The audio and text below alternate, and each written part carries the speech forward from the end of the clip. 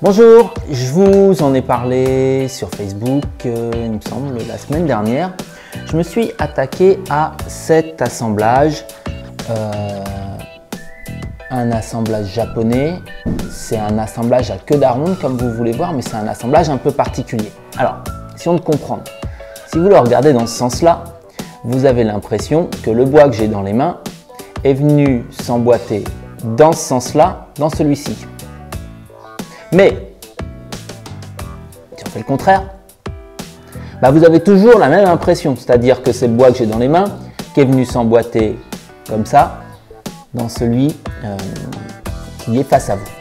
On a donc, par un casse-tête chinois, puisque la solution est assez simple, on a donc un assemblage qui demande une habitude un petit peu différente. Il ne va pas s'emboîter soit l'un vers l'autre, mais il va s'emboîter selon une direction à 45 degrés. Il va falloir rapprocher les deux. Alors ici, je l'ai voulu plus contrasté que ma pièce d'essai qui a été faite avec du chêne. J'ai une première pièce déjà travaillée en érable, en sapelli, et l'autre pièce qui sera en érable pour un peu plus de contraste.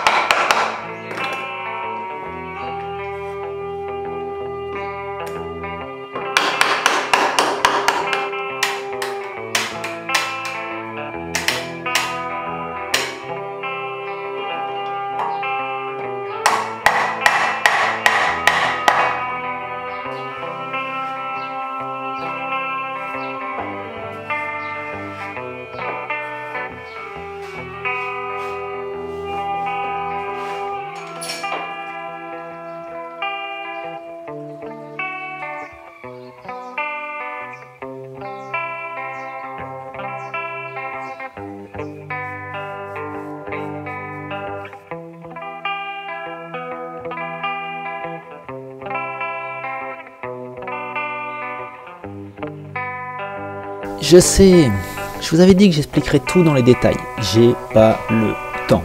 Malgré tout, il y a tout ce qu'il faut dans cette vidéo. Je vous ai mis chaque étape clé du tracé, chaque étape importante de la réalisation. Alors décortiquez la vidéo avant de vous déchaîner sur les pouces en bas. Et si malgré tout c'est pas suffisant, eh ben mettez-moi un petit commentaire et c'est promis, je vous fais une vidéo où je vous résume point par point tout ce qu'il faut faire et dans quel ordre pour réussir cet assemblage. Allez, bye bye, on se retrouve très vite.